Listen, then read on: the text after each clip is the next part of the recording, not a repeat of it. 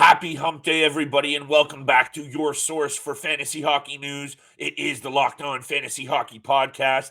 Today, another jam-packed episode, and one you're going to want to keep your eyes and ears glued to. We're taking a look at second half breakout candidates, some guys that have had whole slow starts that are going to come on strong in this second half. You know we got big-time bets and all the fantasy news in between that you need. Let's get right to it. You're Locked On Fantasy Hockey, your daily podcast on fantasy hockey. Part of the Locked On Podcast Network, your team every day.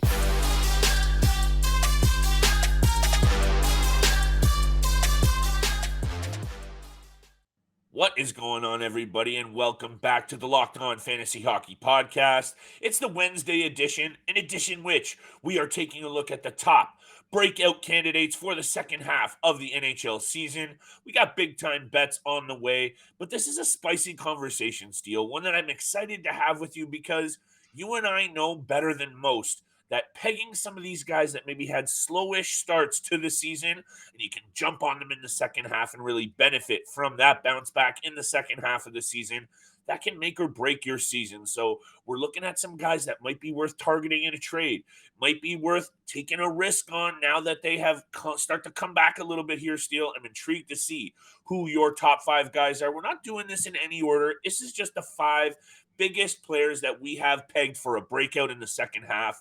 I don't want to waste any more time here, Steele, because this is a short and sweet episode. Who are you looking at? Hit me with one of these guys because, as always, I'm excited to hear who you have on your list. Yeah, you know what? I'll start off with a defenseman that you actually pegged early on and predicted perfectly up to this point in Devon Toews with the Colorado Avalanche, a guy that you really did hit on the nail there, saying that he would regress a little bit this season, and he had a pretty slow start in the first half of the year. With the Colorado Avalanche, 20 points in 34 games compared to last year where he had 32 points in 32 games. So clearly a big regression for Devon Toews. And for me personally, I have him on a couple of fantasy teams, and he's been a little bit slow on the defensive side. But again, this is a guy that struggles when he doesn't have the talent around him. And he really hasn't had the amount of talent around him this season for the Colorado Avalanche. You know, looking at the stats, in the games played, MacKinnon's only played 25 games. Rodriguez, 26 games. Nichushkin, 15. Manson, 21. Byram, 10. And Landeskog, 0. He hasn't had the talent around him to really succeed and get those offensive stats that we saw last year. And look, he's only been in the league for 5 years, and every single year he's gotten better. First year, 18 points, then 28, then 31, then 57, and now he's had a slow year with the Colorado Avalanche. I expect as the returning players come back into the lineup, you know, MacKinnon's back now, Landeskog back hopefully soon. Who knows with Byram and Nichushkin. But once that talent gets back in the lineup, I think his stat should pick up in the second half of the season.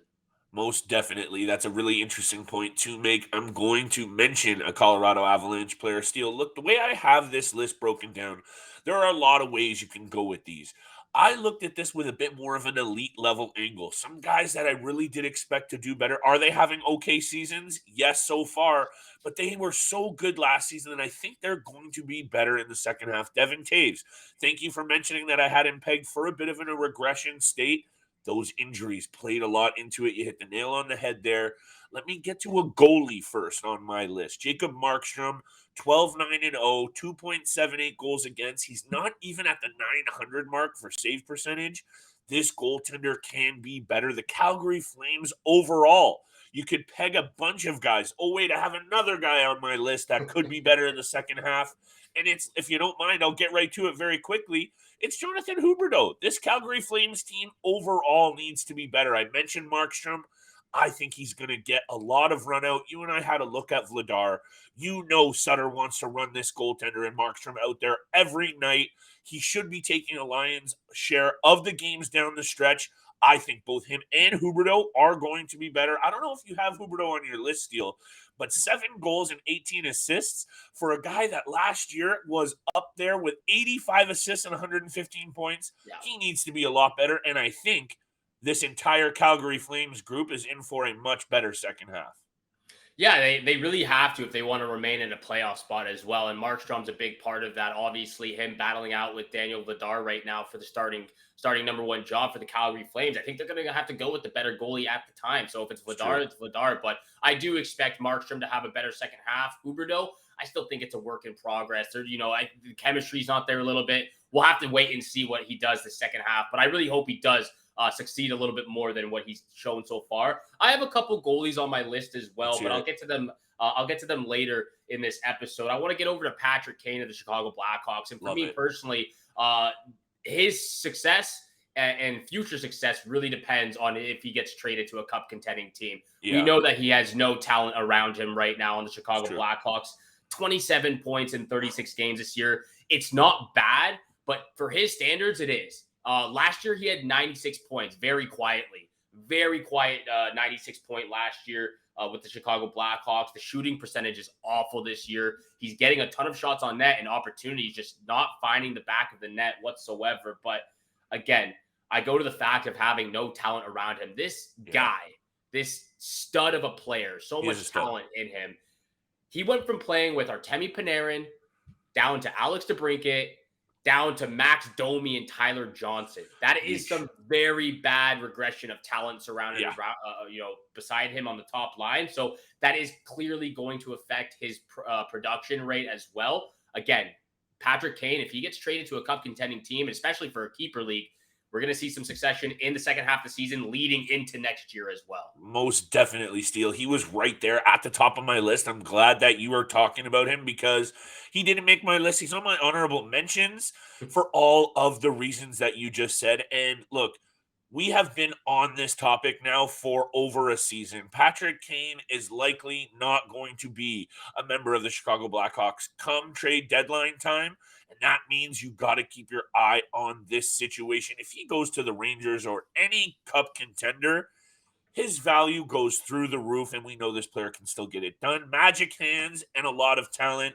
Where the magic lies for making your bets, it's at betonline.net because today's episode is brought to you by betonline.net, your number one source for sports betting info, stats, news, and analysis this season and every season. Get the latest odds and trends for every professional and amateur league out there. From pro football to college bowl season, which is wrapping up, to the NBA hardcourt and everything in between, they have you covered at betonline.net. And if you love sports podcasts, just like you love this one, you can find even more of those over at betonline.net as well, where there are always the fastest and easiest way for you to get all of your betting info. Just like Steele and I, we get our nightly lines for all of our NHL boards at betonline. You can head to the website today or use the mobile device to learn more. Bet online, where the game starts. Thank you so much for making the Locked On Fantasy Hockey Podcast your first listen every single day. For your next listen, though, go check out Locked On NHL Prospects, your daily podcast covering the next generation of hockey superstars leading all the way up to the NHL draft this summer. Plus, NHL draft rankings and comparisons for top prospects on every single team. Locked On NHL Prospects, available on YouTube and your favorite podcast platform, just like this podcast right here. So make sure you hit the subscribe, hit the follow button. Flip and I appreciate all the love and support. Thank you so much. Don't be afraid to leave us comments on the YouTube channel. DM us on our Twitter, LO_FantasyNHL. We appreciate the communication and connection with all of you listeners out there. And Flip, let's get back to the conversation. Players who hopefully, or you and I think, will have a better second half of the season so far, starting 2023 in the new year. I'd like to kick it off with Filip Forsberg, Nashville Predators. Please do. I think we already saw a big turning point for Filip Forsberg and the Nashville Predators this past weekend. I already talked about it a couple of episodes ago, or even last episode, where they got 3 out of 4 points on 2-game road trip. Forsberg had 6 points in 2 games and a hat trick against the Vegas Golden Knights. I really do think this is a turning point for both Forsberg and the Predators. You know me, I had them very high on my list. Top 3 team, actually, finishing in the regular season. I thought they were going to be extremely deadly. Obviously started very slow for a lot of guys on the team. More specifically, UC Saros, Forsberg, and Duchesne, obviously all having career years last year. But we can expect them to be better the second half. You even said it multiple times that the Nashville Predators are notoriously bad starters, and Pickett tremendously in the second half of the season. So that's what I think for the Nashville Predators in Forsberg. Hey, and you could have, I think, done this with any player on that top line steal. I Yeah. looked at Matt Duchene as a candidate for a second half resurgence. Look, he only, speaking of Matt Duchene, only 10 goals this season after I believe he had 40 plus last season. So I think 10 goals, 17 assists for Matt Duchene. That entire top line could be second half breakthrough candidates, in my opinion. So thank you for mentioning a Nashville Predator for the exact reasons that you just said. This team comes on strong in the second half almost every season. So keep your eye on that in the top line in Nashville for sure. All of these players that Steele and I are mentioning, likely hard to just go out there and add on the waiver wire. So make sure you're considering these players in some trades. Go out there and take a shot. If you missed the trade special episode, hit the YouTube channel. This is the time of year to be making some trades, Steele. Now, Aleksander Barkov has been injured, right? Has been back and now coming on strong since his return from injury. Yes, he's gone pointless in the last two, but I think this player, after looking at his numbers last year, Steele, 39 goals and 49 assists in 67 games, this guy is going to explode in the second half, in my opinion. Carter Verhaeghe and Matthew Tkachuk with Barkov in the middle is one of the more, maybe it's not even underrated. So it's one of the best fantasy lines out there. Carter Verhaeghe, definitely underrated. I think Barkov is going to go off in the second half. And look, say what you want to say about this Florida Panthers squad, because they have not been very good. That top line is continuing to get it done and really carrying this team. I think Barkov going to go off this second half. Big time breakout candidate. I love the fact you're going over to the Florida Panthers, because that's actually where my last two players are on this Panthers team. Here we go. I'm looking at Aaron Ekblad on the blue line. Nice. He has been horrendous. Actually, another defenseman that you called out on me picking a little bit early in our draft. Didn't really expect to do this, and you hit the nail on the head once again with this defenseman. Appreciate that. 14 points in 27 games this year. Yes, he's struggled with injuries every single year, it seems like. That just comes with the cost of, drafting Aaron Ekblad. Usually it works out okay. Even last year he was injured, but he still had 57 points in 61 games. Nothing wrong with that whatsoever. But again, 14 points in 27 games this year. He's a minus 15 on the season. And as of right now, he actually has more penalty minutes in 27 games than he had last year in 61. So he is hurting his team a lot when he's on the ice, whether it's penalty minutes or just not playing great defensively. Again, 14 points is not great for a guy who really does jump up in the play, can be a power play juggernaut and quarterbacks that top power play unit when he is on.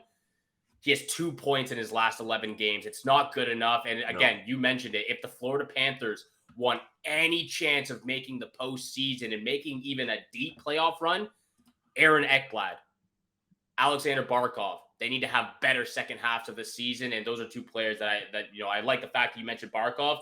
And I'll get to my last players when after you mention yours. Hey, the Ottawa Senators starting to play a bit better. Buffalo Sabres a lot better this season. Detroit Red Wings playing a lot better this season. That leaves the Florida Panthers on the outside looking in this Atlantic division, because we know at the top it's Boston, Toronto, and Tampa, and the rest to pick up the scraps. They are on the outs. They're 11 points out of that wild card spot right now, Steele.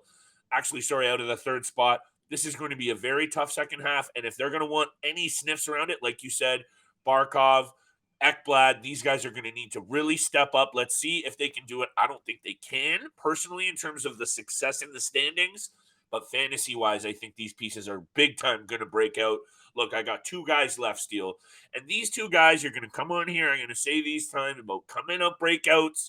These two guys are nasty, and they have had pretty good starts. This is just how good I think they really can be. Number one, Nathan MacKinnon. We know he was injured. We know going into the break, his injury break, 9 goals in 25 games. He still got 36 points in 25 games this season, Steele. But that's how good this player is. Nathan MacKinnon is going to go off. If they can get healthy, you mentioned as this Colorado team maybe needs some more respect on its name. Still the Stanley Cup champion. Let's see what they can do as they continue to get healthy. Nathan MacKinnon, in my opinion, right there at the top of breakout candidates for the second half.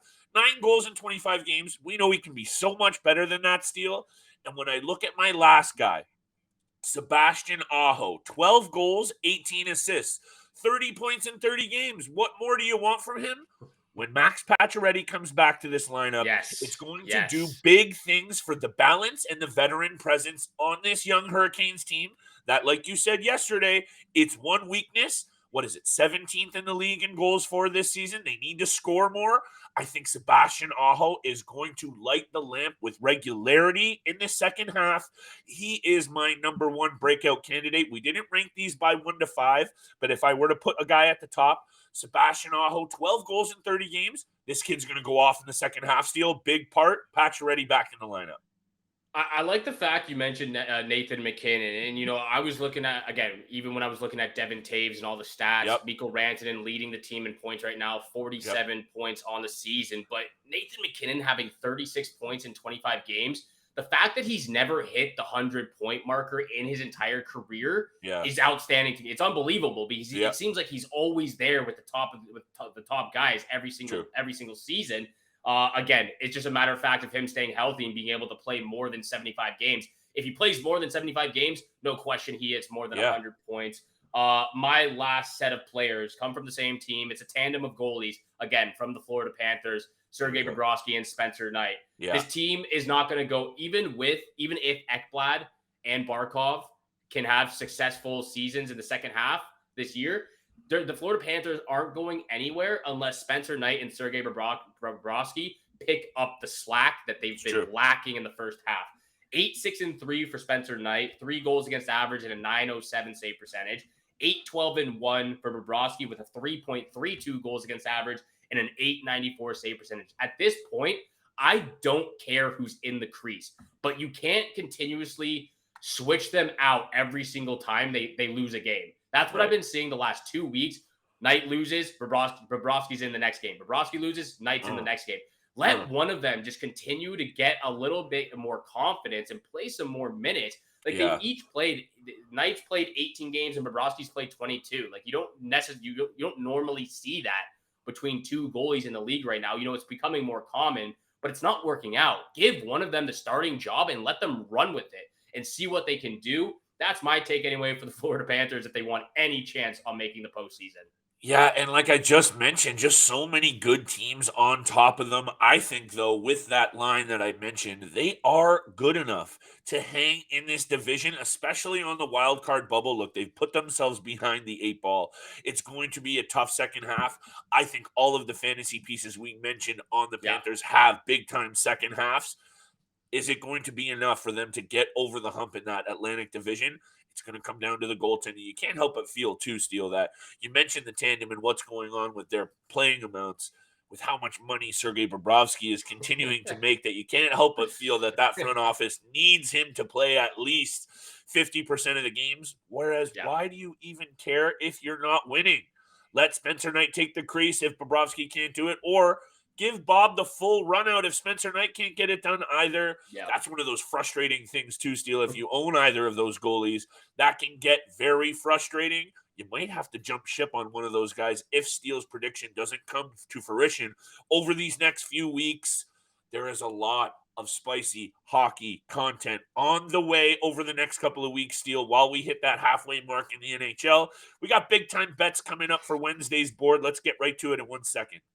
Yeah, you and I are starting off 2023 on a great note, going 2 for 3 or 3 for 3 the other night. Boston and Penguins hitting the under for you. Thank you so much for making the Locked On Fantasy Hockey Podcast your first listen every single day. Don't forget, we are free and available on all podcast platforms, including YouTube.